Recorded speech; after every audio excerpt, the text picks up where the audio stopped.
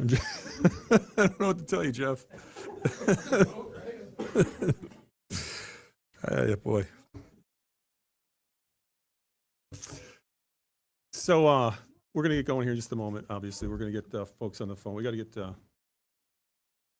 Dr. Bishop on the phone. We're not doing the conclave thing here either. It's just we're not used to the sun, you know. There you go.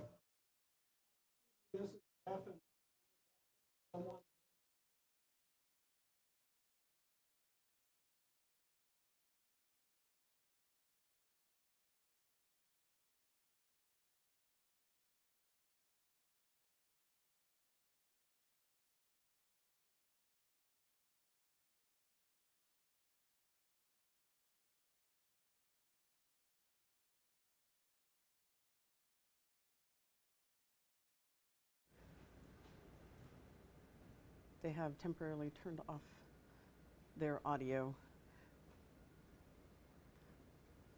It sounds like, but we will obviously continue to monitor. This is a live press conference of Governor Mike Dunleavy talking about the veto of House Bill 57, which is the education funding bill. Today was the last day that he had to veto it, or it would go into law automatically.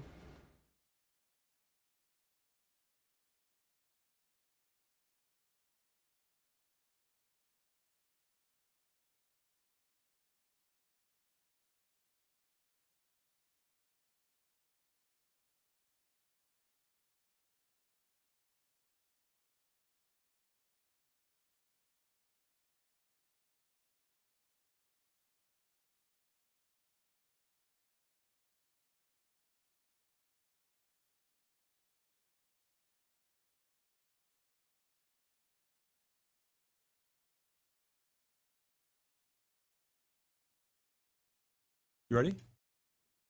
Okay. Hey, good afternoon, everybody. We got about a day and a half, 2 days left in the session. And just a couple hours ago, as you know, I vetoed the education bill. And basically, the reason for that is, in my perspective, the bill really was not negotiated in good faith. We've been working on this for 2 years. The bill is substantially changed, in my opinion, not necessarily for the better. A number of things were left out of the bill as we tried to negotiate and come to some agreement. A number of those things that were left out, for example, were teacher incentive pay, which we had in the bill last year. A robust approach to charter schools, which we would have an alternative authorizers to authorize our charter schools. Support for homeschooling.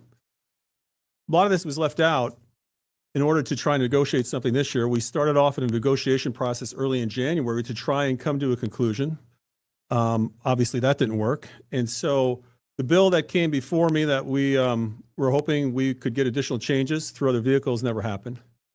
So in the end, I vetoed that bill. And I understand that probably today or tomorrow, there's a chance that the legislature may pull itself into joint session to ponder an override, and that's their prerogative. That's part of the process. But I just want to say a couple things. My experience in Alaska, once again, since about 1983, and teaching since '84, is that once the discussion on money is done, all discussions end. There's no longer discussion on policy. How do I know that? I've been around since '84, teaching, being a principal, being a superintendent, being a school board member. And I'm actually part of all the organizations that were part and parcel of this negotiation. I was part of NEA at one time. I was part of the School Boards Association and the Alaska Council of School Administrators as a superintendent. So these discussions internally are nothing new. What the hope was, though, is really taking a look at where our students score in the NAEP test, for example, that's administered to grades 4 through 8. We're 51st in the nation. There's no denying what the scores are saying. What does that mean? That means we're not really doing as well as we could. And that was really the whole impetus behind policy. We understand, there was never an argument that the schools need money. Absolutely, that's a primary function of the state. But the question is, what form does that money come in into the schools, and what do you do with that money? So, and I know in the past I've made light of to some extent, but I do believe that the editorial that was put together by the ADN last February 10th, I think is telling. I think it kind of encapsulates what we were looking at then, what we're looking at now, and probably what we'll be looking at in the future. And regardless of the outcome of a potential override vote, I'm not going to give up on the kids. I'm not going to give up on the teachers. I'm not going to give up on the parents. So the questions we all have to ask ourselves is, can we do better for our kids? I think the answer is yes.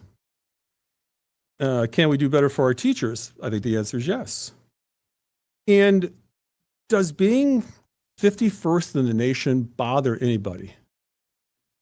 If it doesn't, it's really concerning. So in the end, the few items that we were looking at that I think could have cinched a deal from my perspective was open enrollment, and that's merely a kid going from a public school to another public school. Happens all over the country, happens sporadically in the state, but the idea was to codify this. My experience as a teacher is that not every child is the same, not every family situation is the same. And there are times where children have to, and parents have to pick a school that really works for them. And this would have helped codify that statewide. And I think it would have helped alleviate a lot of concerns on the part of parents and students who may not be doing well at a particular school. That was not in the bill.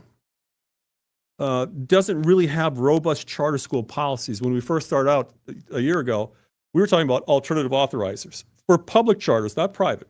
All across the nation, there's alternative authorizers for public schools and private charter schools. We were just asking for alternative authorizers for public schools because we have wait lists. We have examples of charters not being assisted per se by home districts to get their charters fulfilled and get their schools up and running. And so we thought that was important. There are charter policies in here, but not to the extent we believe are really going to make a difference. And there was no direct funding for the reading incentive grants. So you're 51st in the nation, and we just passed the READS Act just a couple years ago, by one vote, by the way. The primary function of schools in America, going back many, many years in history, was for reading, teaching kids how to read the Bible. This is a long time ago. But nonetheless, it was reading. And we all agree if you can't read or can't read well, you struggle. So here in Alaska, just a few years ago, barely got a bill passed in the closing moments of a session by one vote. And that was a combined effort between myself and Tom Begich and other senators, other House members, but by one vote. So this bill doesn't have incentive monies for the incentive grants for reading to keep our reading momentum going forward. We talked about what Mississippi has done in other states. This was a real opportunity, I believe. And so I had a choice between pretending this bill had game-changing policy in it, which I don't really believe it does. It's got policy in it, but game-changing policy, I don't believe so. And probably the biggest reason is, as I said earlier, the moment you agree on a large chunk of change, the conversation is over. It's not like the education establishment is running me over to get to good policy. It's the opposite. And we'll hear everything from local control to this or that. I even had, I think at one of the press conferences, somebody raised the Moore case. Well, the Moore case says you have to put more money in. The other side of that coin was policy and making sure that kids can learn. And so from my perspective, my administration will try it again here in the near future to try and get some policies in that will help kids. But I just wanted to read a couple things, I think, from this editorial, because I think the editorial, I think, is going to survive history some time. I hope it doesn't from this perspective. If we're still quoting from this editorial 10 years from now, that means that there was no real meaningful policy put in place to help kids in the state of Alaska. But a couple things I want to read here, right in the beginning. right out of the gate. If there's one thing nearly all Alaskan legislators and Governor Mike Dunleavy can agree on this legislative session that was starting last year, this is when this was written, is that Alaska's public education systems need attention and funding if the state is to improve on a host of priorities, from student achievement to teacher retention. It's as true today as it was then.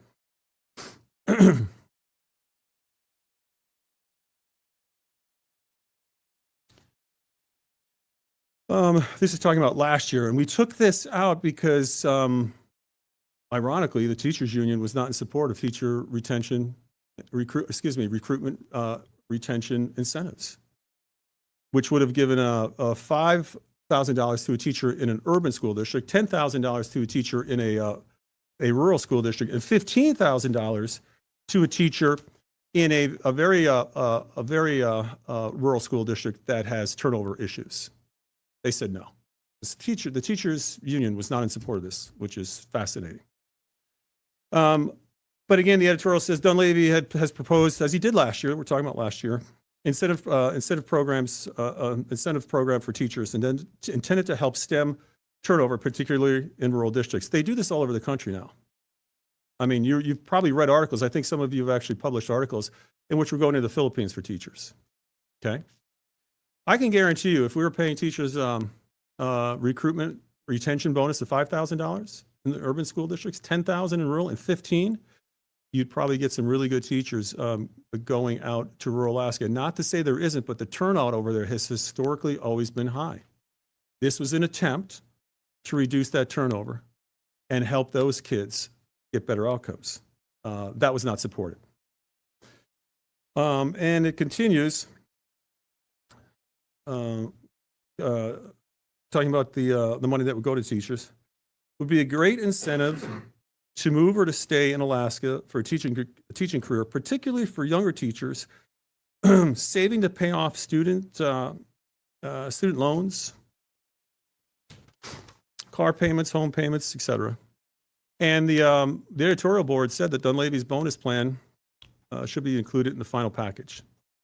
So again, because of the resistance last year, we didn't include it this year in the attempts to get policy. But nonetheless, we're probably going to be looking at doing that again in the near future here. The editorial board continues on. It says, but simply rubber stamping a large BSA increase doesn't make sense. It doesn't make sense. Dunleavy and like-minded legislators rightly mistrust school districts. Again, how would I know? That was my career here in Alaska, both rural and urban. Rightly mistrust school districts' tendency to grow administration with money meant for the classroom. They point to the fact that student enrollment has declined over the years. That's the other thing you're going to hear is in some districts that they're closing schools. And the stories put out by some of the press, they're written in a manner to get people to think that the reason they're closing the schools is because there's Dunleavy's not giving money to the schools. If you look at some of the districts that are closing schools, usually you close a school when there's few students in the school or not enough students to justify keeping an entire school open. So you move them to another school. That's what happens when you're in a demographic decline like the state is, as well as the entire United States is in demographic decline. So this is happening all over the country. It continues. While a moderate BSA increase is warranted, remember we went up to $1,000 extra this year, back down to $680 or over $700. While a moderate BSA increase is warranted, the Dunleavy approach of weighting that support to classroom instruction is the more responsible path. And they talk a little bit about charter schools. Dunleavy has been extremely bullish on Alaska charter schools for good reasons. Why would I be bullish? Well, a Harvard study ranked Alaska's charter schools tops in the nation. And while that study's author cautioned that it didn't investigate the particular reasons why Alaska ranks so high, it's clear that charter schools here are working well and deserve focus and expansion. That was the point. That was the purpose in trying to grow our charter schools. The study also noted that students from disadvantaged backgrounds, and this is a key, The study also noted that students from disadvantaged backgrounds who attend charter schools also outperform their peers at non-charter schools. So we have a system of charter schools that performs well. The charter schools do well for students that struggle. And so you would think, again, there would be a rush by everybody in the educational sphere, establishment, however you want to word it. But no, that didn't happen. They didn't want it to happen. You're going to have to ask them. And, you know, I'm obviously, you guys are going to do a end of the year look back on what was accomplished this year. But you're going to have to ask the legislature why they felt that this was something that was not worthy of putting in a bill and supporting. And then to the extent we can expand school choices for parents while maintaining strong neighborhood schools, why wouldn't we do so? And then pretty much we'll wrap it up with, we didn't get it over the hump this time. We're going to try again here in the near future. Expect another bill by my administration to come out. Again, we're going to keep fighting for kids for the very reasons that were stated in the editorial. We're going to keep fighting for kids because that's the right thing to do. We're going to keep fighting for kids because it's even difficult for me to keep saying this. We're 51st in the nation. 51st in the nation. But that's okay for some. And we're going to keep fighting for kids because if we just give the money out, we will not have this discussion again for 5-10 years. It's happened historically in the state of Alaska. So I feel I have a moral imperative to fight for kids. I'll continue to do that. And for me to agree that this bill is the bill that's going to be a game changer, that simply wouldn't have been the case. And so we vetoed the bill this morning. We'll see what the legislature does. But I look forward to continuing the fight to help kids. So with that, open up for questions, Jeff. Start with questions on the teleconference line. Let's take our first question from Beth Burge at Alaska's News Source. Beth? Hi, thanks. Yes, this is Beth from Alaska's News Source. So, Governor, school year is ending, regular session is ending. Everyone in that room knows that. You mentioned your position that this bill was, quote, not negotiated in good faith, end quote. And I presume you're referring to lawmakers with that statement. Can you elaborate a little bit on that? I mean, are you saying lawmakers weren't trying to make it work? And also, if you feel that way, why wait until really the 11th hour to veto this? Why not do it right away? Yeah, I'll take the last part first, because I always believe you have an opportunity till the session's over. There's always an opportunity. There's other educational vehicles out there in which they could have put in some of these policies that I think would have brought me to the point where I could say, okay, this is not great, but you know what? There's enough in here that we can get over the hump. That didn't happen. And you got to remember, I was a senator too. I know some of these folks. We started out in January, February with a whole different approach to trying to deal with this, because last year we used the classic approach of committee hearings and so forth.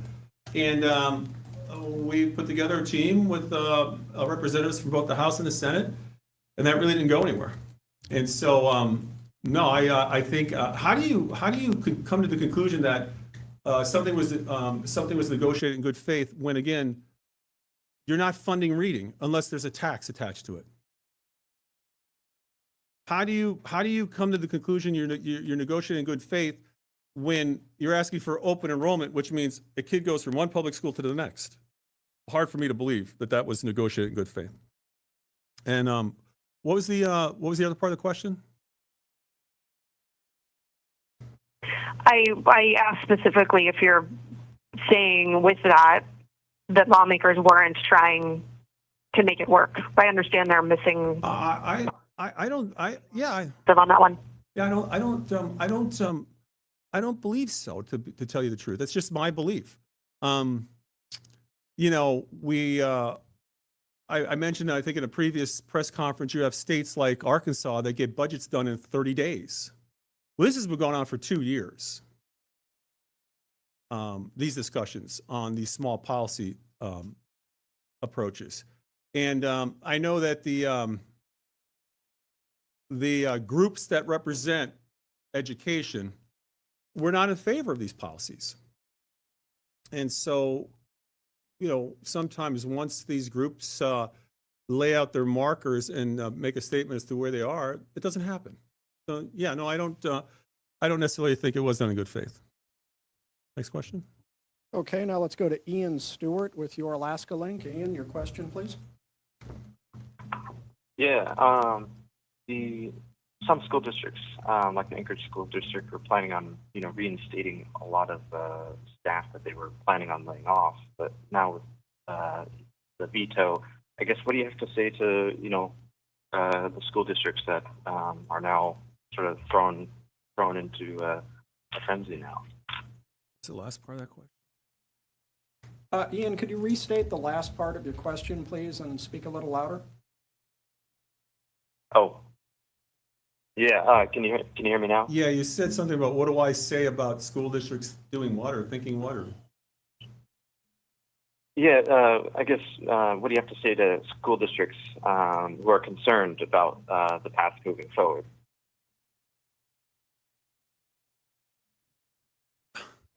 We can't hear you. So Ian, you need to speak a little louder, please. No one could hear you. So what do you say to school districts moving forward who want this money and aren't going to get the money maybe?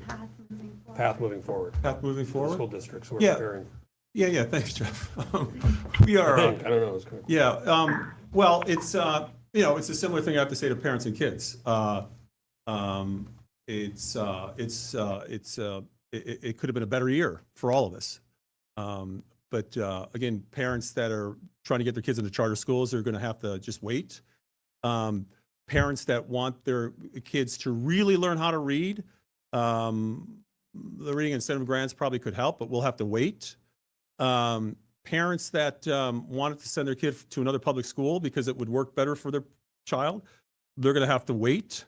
And so we'll see tomorrow, the next day, what comes out of this legislature. But I think most districts have been following this, and most parents, many parents, I should say, have, and kids as well. And so we can do better in the near future, and we're going to put something together. We hope we'll just keep trying to make sure we get something across that's going to help kids in a package. Well, with the Fairbanks Daily News Miner, Jack? Yes. Governor, are you opposed to, say, one-time funding, or are you looking at calling a special session? Haven't made the decision yet. We got to see how this all wraps up here in the next day and a half. There's amazing things that happen in Juneau the last day and a half, and so we'll see what materializes. Then we'll make some decisions looking forward. Now we'll come into the... Just on one-time funding? You say? That includes one-time funding. You haven't made a decision yet on that. Correct. All right, thank you. Mm-hmm. Okay, let's go to the room and start with Eric from Alaska Public Media. Hi. Okay, so I wanted to talk to you about the reading incentive grants, which are tied to that tax bill. And basically, it comes down to the question being basically why not collect more corporate income taxes from places like Amazon and Netflix to help Alaska kids learn how to read? It seems like that's something that you object to in the bill, that being linked to tax revenue from those large corporations from out of state. I'm curious, why should Alaska not take money from Netflix and Amazon and other large digital businesses to help Alaska kids read? So you're conflating two issues here, and you know that. I mean, you are on purpose. Well, you are. So why should reading be held hostage to a potential tax on Amazon? Why is that? Why should it be? Well, lawmakers have said that basically at the moment They have no money. there is no money. There's no Oil money. is low and going lower. Are you Futures watching very- what's happening now? What they're still talking about spending money on? Absolutely. Budgets are a priority, and reading was not made a priority. And there was a game played with the tax, is what's happening here. Okay. Now, I've said to the legislature, not just this year, but years past, let's get together and put together a long-term, sustainable approach to fiscals, sideboards, growing the economy in Alaska, competing with other states for investment. And I'm going to actually put together a package for that in the coming year. Even though we talked about it last year, we had the fiscal working group the year before. We've tried this before many times. But no, that's part of what I don't think was done in good faith, to be perfectly honest with you. You're 51st in the nation. And if you think it's so important reading, yeah, we'll give you the money if you pass this Amazon tax. That's why I don't think it was done in good faith. All right, now let's go to Jazz Garrett with the Juneau Empire. Hello, Governor. I sat through a Juneau School Board meeting last week with both short and long-term teachers in tears saying that they're leaving the district because the district cannot afford to pay them a livable wage. If you were in that room, what would you tell those teachers? I just heard you say that districts who are now in turmoil, not knowing how to plan for the future, will just have to wait, but teachers aren't waiting, they're leaving. Yeah, that's unfortunate. They would have had $5,000 each last year, and this year, and the following year, if the teacher retention incentive was supported by their teachers' union. So that's one thing I would say to them. They would have had $5,000 this year, $5,000 next year on that plan, and $5,000 in the following year. That's $15,000. They're not going to see a raise, they're not going to see a equivalent raise to that, regardless of how much money they get, because that's not how districts negotiate. So I would say to them, the schools are going to be funded. Chances are it could be funded at the rate that they want to be funded at, but they're going to be funded. But that would be my answer. Ask them to ask their union why they didn't support $5,000 in their pocket as a retention incentive for this year, next year, and the following year, $15,000. They should go to their unions and say, why didn't you support this in the bill that Dunleavy had, was supporting last year in the legislature? Okay, go to Jeff Landfield with the Alaska Landmine. Hello, Governor. Hello, Chris. Jeff. Switch gears a little bit here. I asked the Senate majority and Senate minority this last week, end of session. What was the last book you read or are currently reading, and how is it helping you negotiate the end of session? That's a great question. I read so many books, Jeff. That is a great question.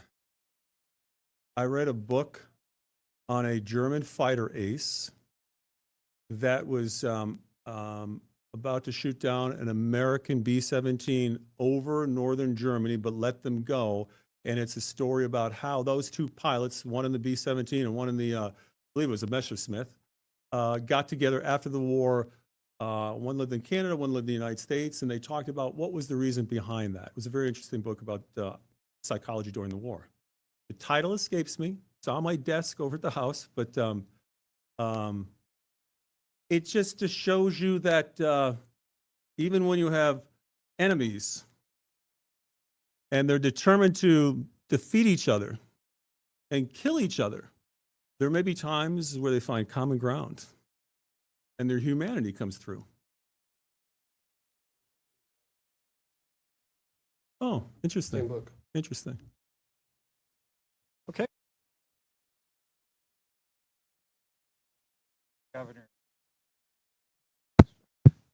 Governor, Congress is looking at making some cuts to programs, including Medicaid, food stamps, and disaster grants. And some legislators, well, they've passed some resolutions to the delegation, including on Medicaid today, opposing those cuts. Do you think Congress is headed in the right direction, or would you ask them to reconsider these changes? Well, and to be fair, I've had my head deep in the legislative session, but also in a gas line project and some other investments. I'll take a look at that resolution to actually see what they're asking. But I think the federal government's wrestling with some issues as well, and that's a $34 trillion debt, and how do you deal with that? But I would say that Alaska is, I think, first or second. I believe it's second in terms of federal monies that come to Alaska. My concern is that Alaska may end up losing money in this process. And so, again, Andrew, I would hope that whatever decisions are made at the federal government, that the floor doesn't drop out on states like Alaska. But if they're going to decide to reduce things, that we're given some time to adjust to that would be my best answer. Question from Corinne Smith with the Alaska Beacon. Thank you. So looking at some of your posts before House Bill 57 came to a vote, it seemed like two big issues were open enrollment and then increased homeschool funding that didn't make it into that bill. And so can you explain a bit more, why were those issues worth vetoing or killing this bill? Because the world is changing. More and more kids are going into alternative public school programs. When a family, when a child and parents are really directing the education of the child in terms of choosing a school, choosing a program, you increase the chances that that child will do well in school. If you limit the ability for kids and parents to take life circumstances into consideration when deciding where they're going to go to school, you increase the chances that that child will be put into an environment that doesn't necessarily meet their needs. And so when you're 51st in the nation, you as a state, you struggled to get folks to get around reading, and your charter schools are the best in the nation. You want to do everything you can to allow kids and parents to have access to the environment, the learning environment that's going to suit their situation. And so when we close those off, when we minimize those, when we make it difficult for that to happen, you lose kids. When I was a school board member in Matsu, we had about 3,000 children in our borough that were not attending our schools. That wasn't only just money from the state, but more importantly, we wanted to find out why that wasn't happening. So we embarked on a mission to try and expand our charter schools, our mission schools. We were the school district that started the middle college concept to help kids. Research shows you that if you can accommodate the needs of kids and parents in a public school setting, you'll keep them in a public school setting. If you can't do it in a public school setting, they're going to go somewhere else. So that's the purpose in doing these policies, is to make the system better, a little more flexible, a little more encompassing. I mean, we just had a lawsuit in the Supreme Court ruled last year, 5-0. There was a law school brought by folks that like to bring lawsuits that the homeschool laws were unconstitutional. The Supreme Court found that was not the case, but that's 22,000 kids that could have been impacted. 22,000 kids. And parents were calling us saying, what do we do? What do we do if this court decides against our kids? Luckily, they didn't. But the point is, it's 2025. People are traveling. People have different lifestyles. Children have issues that they're dealing with, whether it's health, emotional health, mental health, situations that are different. Some are engaged in activities. We should do everything we can to expand our schools, especially our good programs. So if we're not going to do that in the state of Alaska, and we're not going to support reading, then do we wonder why we're 51st in the nation? It's kind of a strange mindset. Daily News, we'll start with Sean McGuire and then go to Iris Samuels. You guys had a great editorial. Did I tell you that about a year ago? I've heard. Just correction, the Supreme Court didn't decide on the constitutionality of the homeschool. Tell me what they decided on. Tell me what they decided on. You just corrected me. Tell me what they decided on. They decided that you would need to have a school district included in the case because it wasn't included, so it's been kicked back to the Superior Court. They also concluded that on the face, the homeschool laws were not unconstitutional. It's the application that was brought into question. Yes. Right. Well, thanks for.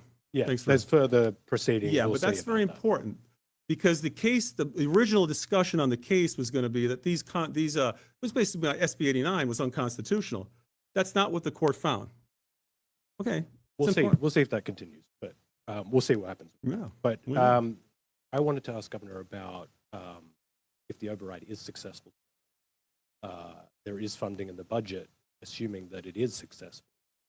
What are you going to do come June, July, when you have a decision whether you veto down appropriations? Are you going to veto down school Well, funding? yeah, that's, and you know, seriously, that is a great question, because what's happened since we put our budget in, the fiscals have gone south on us. That's a fact.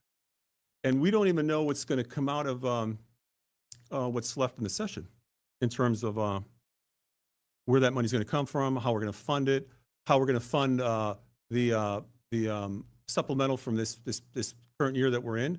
So I have to take a look at all that before I make a decision on what funding is going to be let to go through for the schools. But and I'll start to make that decision once I see where this ends tomorrow. Can I just ask a follow-up? I mean, is that Yeah. fair to make that decision after, I mean, as you have been have experience in school No. districts, is it fair to make that decision after they've wrapped up the budget process? In No, July? that's when you make that decision, is when they wrap up. Until they wrap up, you don't know what they did, what they're doing. But no, and again, we've had two different things. When we put the bill in last year, and then put the bill in here in December, the fiscals, there was a gap in the fiscals, there's no doubt. We asked to go into the CBR.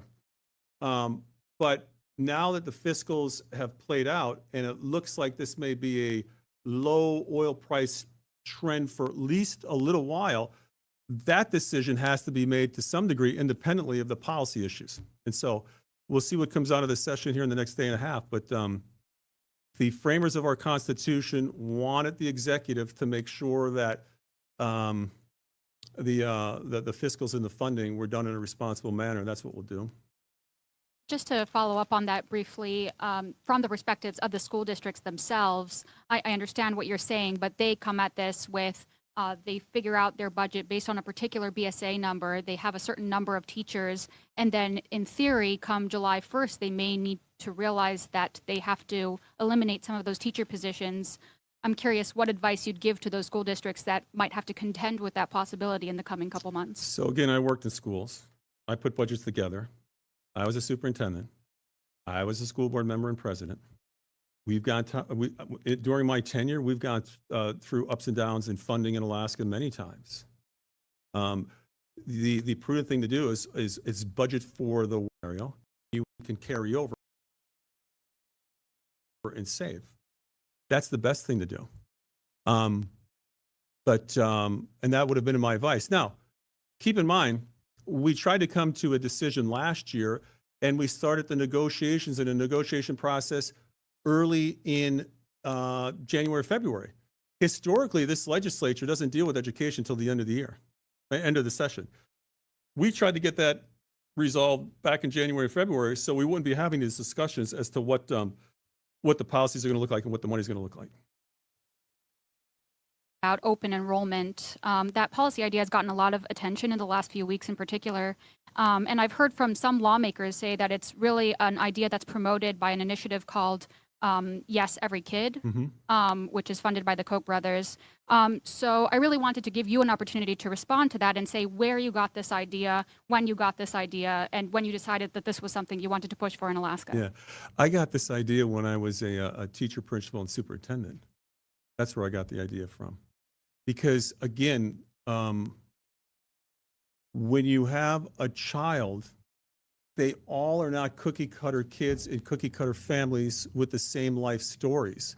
Some of these kids, for whatever reason, can't go to the school they went to last year because they don't have, maybe the relationships with the kids that they had there have gone south, or with a teacher.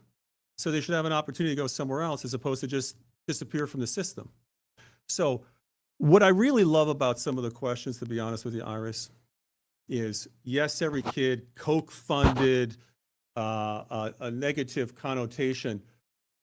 I just read an article that goes back to I believe it goes back to No Child Left Behind, where the federal government has had a policy to allow kids to go to schools, leaving schools that they believe are dangerous schools. This policy has been in place from the feds for years and years and years. I don't think that was a Koch brother initiative. So I would say that, you certainly have Koch brother initiatives, and you have NEA initiatives. And sometimes the NEA initiatives are worse than the Koch brother initiatives, in my opinion. But this is public school. This is not sending a kid to a private school. Open enrollment is public school to public school, and they don't even want that to happen. Okay, and our last question is from James Brooks with the Alaska Beacon. Hey, Governor. I wanted to return to the subject of SB 113, its link to the education funding, because it's starting to look pretty grim for next year's budget and beyond that. And you had said you wanted to see sideboards and Going into a fiscal approach this coming year, yes. yeah, sideboards before there's something like SB 113. Did I have that right? Yeah. And there's so many taxes and so many numbers. So Yeah. Were you referring to like you want to see spending cap adjustments before any revenue bills? you could have or- spending cap adjustments. You can have, if you have excess I'm talking about a full plan, James, for the next 10 years. You would have spending cap adjustments. You would have diversion of excess funding, where that would go so that could be saved for when we might have a down trough in our funding. You might have higher thresholds to increase taxes. Whole host of things to ensure that we don't find ourselves in this position constantly. And so you're going to see a comprehensive plan put out next year. I can guarantee you, because I've been around for a while, there will be those that will pick apart each part of the plan. But as a whole, I think it's going to be a plan that gets Alaska out of this reliance simply on a diminishing resource over time as oil. I do believe that our oil productivity is going to go up as a result of Willow, Horseshoe, Pika, and others. But we're tied to the ups and downs of oil prices. Yeah, sure. Wrap that conversation up. I'm going to give you the hard question. I mean, you and I have both been in this building for a long time. We've seen a lot of these plans come and go. Why should anyone believe that any comprehensive plan will ever pass this building? Yeah, that is a great question. It should pass this building because it passes other legislatures. It should. Arkansas just got done with their 90-day session, and I think they had 1,000 bills. That's, in my opinion, way too much. But these are bills of substance. Completely aligned legislature, governor. I think it's all Republican. I mean, I think this- majority is control. That's yeah, majority, I mean, yes. This building is really split, so that's Yes. that's part of the issue. Why will this building always? Did you say, why won't this building? No, why would this building, which is split control, be able to? Because you would hope that they could see the writing on the wall. And it's not just the writing on the wall, it's the bat over the forehead. I mean, we have to get out of this mentality of, we're not going to work together with the guy over there because they didn't like him in high school. This is about the future of the state. And I would hope that these folks that are in charge, I would hope these folks that are in leadership would be listening to this conversation. We're going to roll out I think a plan that, if it's adopted, will solve this issue so we can get out of this mess, to be honest with you. But in terms of how will they get to that point? I think their constituents are going to have to tell them they have to. I think businesses in the state are going to tell them they have to. I think nonprofits are going to tell them they have to. What's not going to work is a tax and spend plan. How do I know that? CBR is gone, SBR is gone. 7 years ago, I was told, I don't know what I'm talking about, when I said that the PFD will be gone if this keeps going. PFD is $1,000 right now. So if we don't have sideboards, if we don't have limiters, if we don't have high thresholds for taxes, you just end up with a tax and spend regime, and you end up with a state that becomes a backwater. This is an opportunity, I think. So I can't get inside their heads, James. You guys are doing the reporting. I would strongly urge you to ask that question. What will it take for you guys to come together on a comprehensive plan that takes into consideration the diversity of your legislature. That's all these bills. We got to come together on all these bills, or nothing's going to happen. So we'll take one last question from Ira Samuel.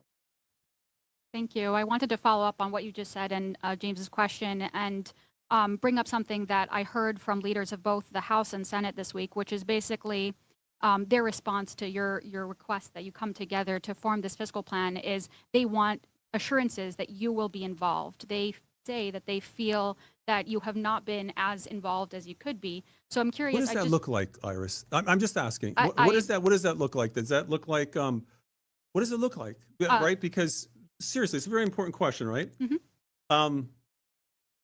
I'm part of the executive branch, right? I'm not the 61st legislature, Big Daddy or whatever they want to call with somebody.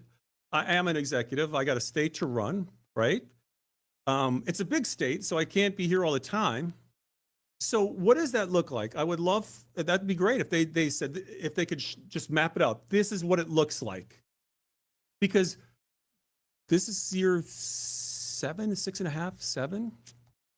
There are times that I've been here, especially during the close, last month, 2 months, almost every day, still get the same results. Still get the same. In the room. Okay, in the room. All right, and that'll do it. All right, I'll be in the room. Yes. Any new revenue measures? You haven't proposed a new permanent fund dividend formula for a few years. I mean, in 2023 you did. I think that's the thing that they want you actually producing legislation, having the. You're going to see it this year, A. B, is there some reason that I'm missing that they can't also propose comprehensive packages? The internet tax and the vape tax aren't going to get us over the hurdle. But is there anything stopping them? What is preventing them from doing that as well? Fear that I'll veto it? Yes. They're exposed. Huh? Because they're exposed. If they Exposed do to it and what? You say, oh, they're bad, they did all this stuff. Because Yeah, it's going to pass 21, they're 22. negotiating in bad faith. Excuse me? You might say, hey, they're negotiating in bad faith. They're acting in bad faith. If they are negotiating in bad faith, then they would be negotiating in bad faith, if they are. They also have the Hill Corp tax bill and the oil. Yeah, and it's all a tax and spend without sideboards. It's all a tax and spend without sideboards. And we've also got to look at our investment climate so we get more investment in the state so we can diversify our economy. It's all got to be part of that. If not, it's just a tax and spend. Hey, look, some of those guys would love me if I came up with an income tax only. They'd love me. I would have solved the issue. Not really. It would have caused other problems. So I'm willing to come in. I'll be in the room. I'll be in the room. I'm willing to come in with a package. Okay. But there's also got to be agreement on sideboards, which was difficult for some folks.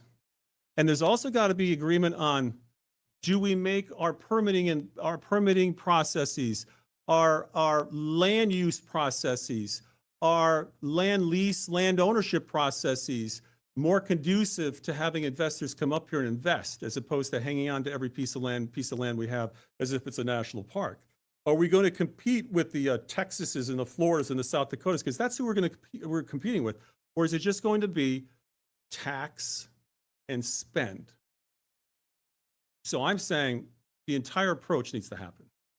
We understand correctly that you're saying you're going to bring that up next Yes. session? Yes. So you'd Yes. support taxes with a spending cap or a sunset commission or some sort of sideboards like that? You'd support additional taxes? We're going to see what those taxes look like. What kind of taxes they are. Okay, let's go to closing comments from the governor. Thank you. Okay. It's kind of fun. I kind of like I'm it. in the room. It's fun. I'm in the room. So, getting back to the education bill. Raise your hand if you think 51st is a goal to aspire to. Let it be known, no hand went up. Raise your hand if you don't think reading should be a cornerstone of our state's educational approach. Let it be known, a hand did not go up. Raise your hand if you believe that the Harvard study in our charter schools was accurate, that we should not expand those charter schools. Okay. So we're all on the same page. And that didn't happen this year. Didn't happen last year. And 51st is not a recent phenomenon. 51st, if you go back almost to 2011, we were not doing that well. So we've gone through our ups and downs with money, but here's the problem, and I'll leave it with this. Once the money goes in, I'm taking bets. There'll be no serious discussion about policy because that's been the history of this discussion in the state of Alaska. And so with that, the bill has been vetoed. The legislature will have to make its decision on what they want to do. But in the end, again, if kids truly are the most important thing, it's got to be more than just money. It's got to have policy attached to it. Have a great day and a half and a great spring, and we'll see what happens. We'll see what comes out of it. Take care. Yeah, that's the end of the session. I think it's tomorrow. I think I can manage that. Yes. It's a big state, but I think I can handle it. And there you have it. That was Governor Mike Dunleavy speaking on why he vetoed House Bill 57, which was considered by many people a compromise bill on education funding. And the main issues that he said, one, he did say that he didn't think the bill was negotiated in good faith. He said that it was missing teacher incentives, a robust approach to charter schools, and homeschooling support. Those were the things that he wanted. In particular, he also said later that he would like open enrollment, meaning students can go from one public school to another without approval. And again, the robust charter school approach or policy, he said alternative approvers for that, and that there was no funding for reading incentives for the Reading Incentives Program. Those were the items that he mentioned during this. We will, of course, follow this tonight on our newscasts at 4, 5, 6, and 10. So please join us on Alaska's News Source. And if you would like to know when these things are going on, when they are happening, don't forget to go to our app and sign up for our push alerts so you can know when we go live. Beth Verge and I did a discussion before this, citing some of the next steps, what we think might happen. There is a possibility they will try an override veto vote by tomorrow morning. Thank you for joining us and have a good Monday.